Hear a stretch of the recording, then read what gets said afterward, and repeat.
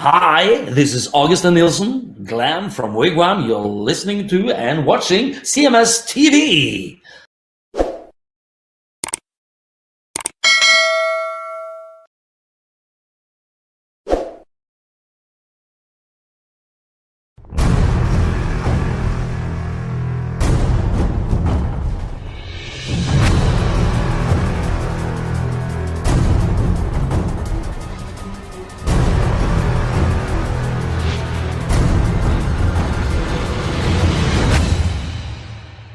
All right, one last story and we'll get out of here. All right.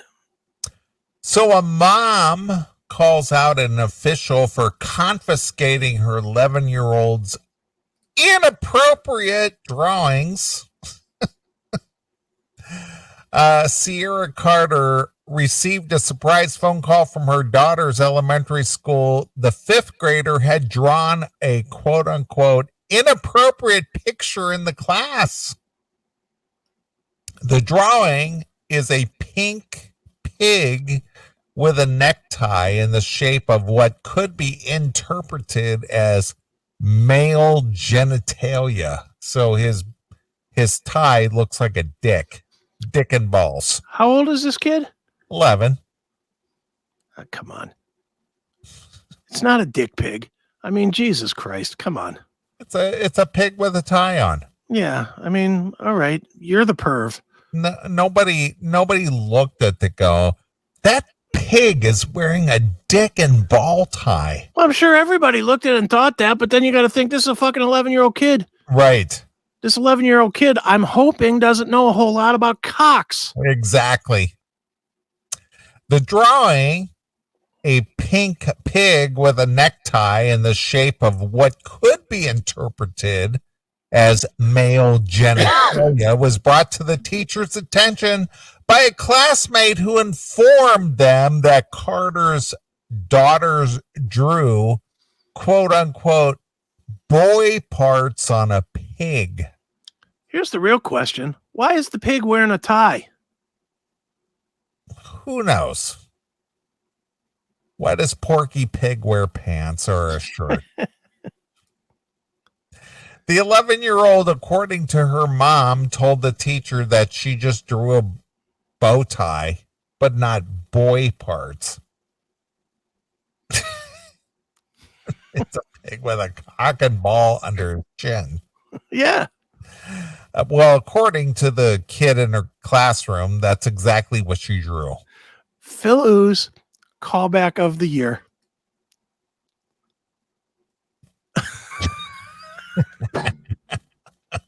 Jan Terry. Yeah.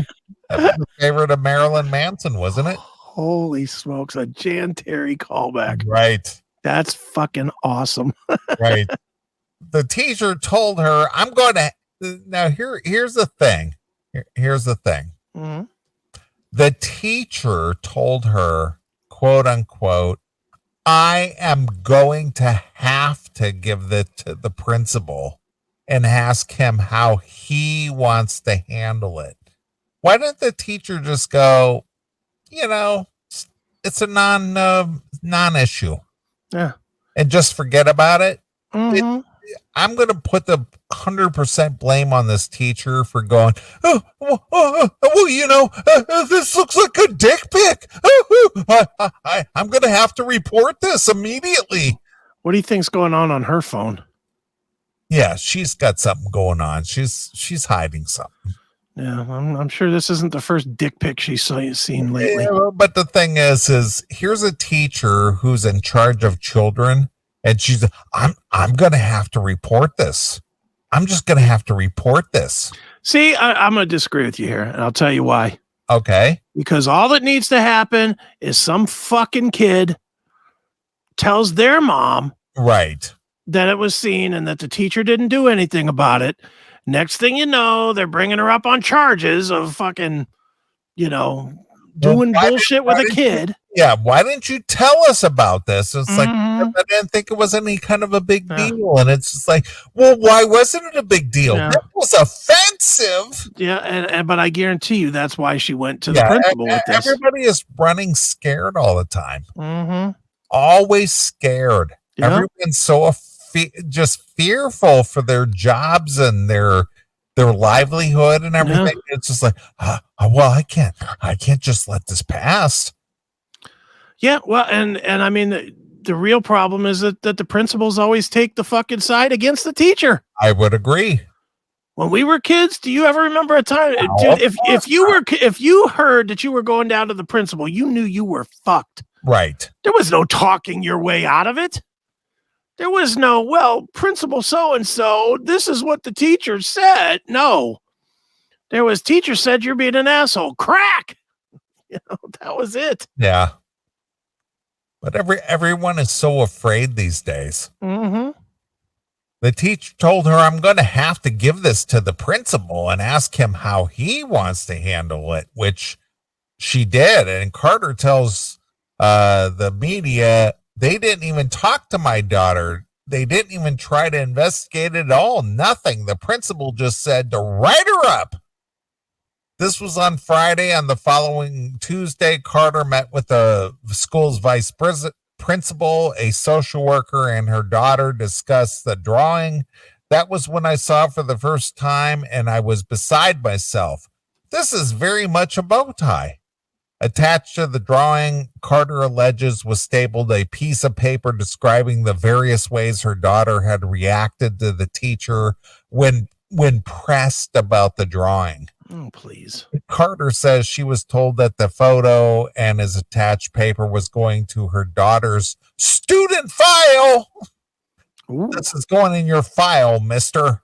Yeah. At the request of the school's principal, I said I would like to discuss this with him as well. She recalls saying at the meeting, so somebody went and got him and he came in. I pointed to the drawing right away and I said to him, I'm not quite sure what's wrong with this. This is just a bow tie. And he argued with me. He goes, well, bow ties have a bow. I'm like, well, she's 11. And when she's drawing a bow tie to her, this is her interpretation of that. And I was like, this is very clearly a bow tie. I feel like an adult going along the way that should have, I feel like every adult going that way should have shot this down, she says. They should have looked at it and should have at least asked her, what is this? What did you draw? And then she said, it's a bow tie. And then that's the end of it. It is a dumb story. The fucking principal, I get why she took it to the principal, but you know what? That's when they say, all right, throw this away. Yeah. You know, at this point, just throw it away. Put a B in the grade book and throw that fucking paper away. Yeah. Don't know what happened to it. Gone. Right. You can't just sit there and assume or ostracize a child for something like that because one boy thinks it's something that the word, that it's something that's the word you're going to take. When she got home at night, Carter took, now here's the problem. When she got home that night, Carter took to TikTok. Oh, well, good. That's a good place to fucking not traumatize your kid. Yeah, court of public opinion. Yeah. To vent about the situation in the video that since has garnered over 600,000 views. Look at me. I got 600,000 views on this. Mm-hmm. Many of which were from concerned parents raising a debate about whether the school's actions were befitting of the alleged offense. The social worker could have stopped the issue in seconds. It's so shameful. The adults have their heads in the gutter, one comment read. Wow. Teachers here, bow tie. What would have had to show my fellow teachers because it's cute and funny. Nothing more. Well, they're not wrong that it is nothing more, but I mean, in today's world, you have to fucking protect the, you know, what should have happened was the principal should have just taken this thing, fucking tore it up, throw it away. End of discussion.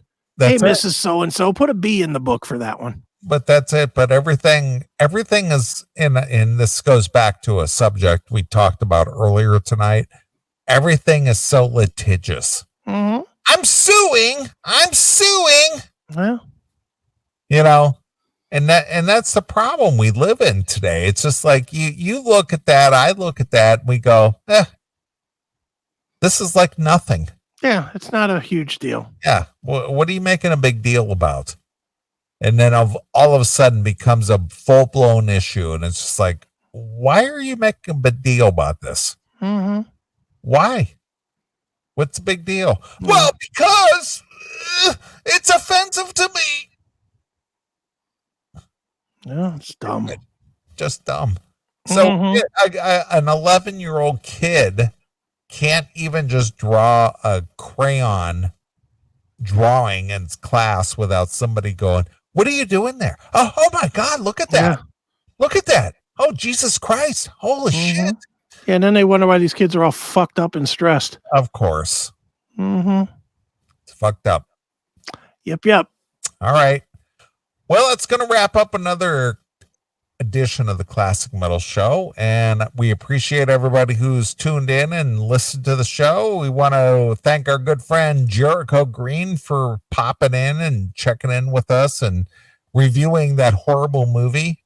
It's a nightmare that you don't have to relive, Chris. Thank God. You people. That's right. Terrible. It's terrible. If you haven't seen it on Netflix, it's on Netflix. But if you don't want to torture yourself and you haven't watched it, just don't. Yeah, just skip. It's garbage. But anyway, we appreciate everybody who's tuned in and listened to our nonsense every week. And we'll be back next Saturday. We'll do it all over again. Yep. So I will let you pick a closing track. So what do you think we should play? I'm gonna go with an old band, that we were friends with, and they seemingly are done. Brand New Sin. Really? Okay. Yeah, they're from upper state New York, right? Yeah, they are. Somewhere like Syracuse or somewhere. And the song is called Reaper Man from the album Tequila. All right. Excuse me. Reaper Man, huh? All right. Let's see. Oh, there it is. Tequila. Yep. And blah, blah, blah. Where is it? Oh, there it is. Now, how did you come up on that song? Just came up in a playlist during the week when I was working. All right. I just kind of have playlists going all the time. And when I hear something, I'm like, oh, I haven't heard that in a while. And then I just write it down. They were kind of almost Black Label Society-ish. And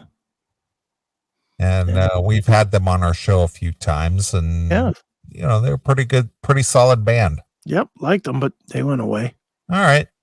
Well, we're going to get out of here. We'll be back next Saturday night. We'll leave you with some Brand New Sins. So until next Saturday, this is Neely along with my very good friend, Chris Aiken. And we're gone. Bye, kids. We'll see you. Thanks for checking out this episode of The Classic Metal Show. Get all of our episodes uncensored at www.theclassicmetalshow.com. Join us weekly from 9 p.m. till 3 a.m. Eastern at www.cmsradio.net. Participate in the live chat room at www.chatandkill.com. Once again, thank you for checking out The Classic Metal Show with Neely and Chris. Hail and kill, fuck you, pal, and hand job.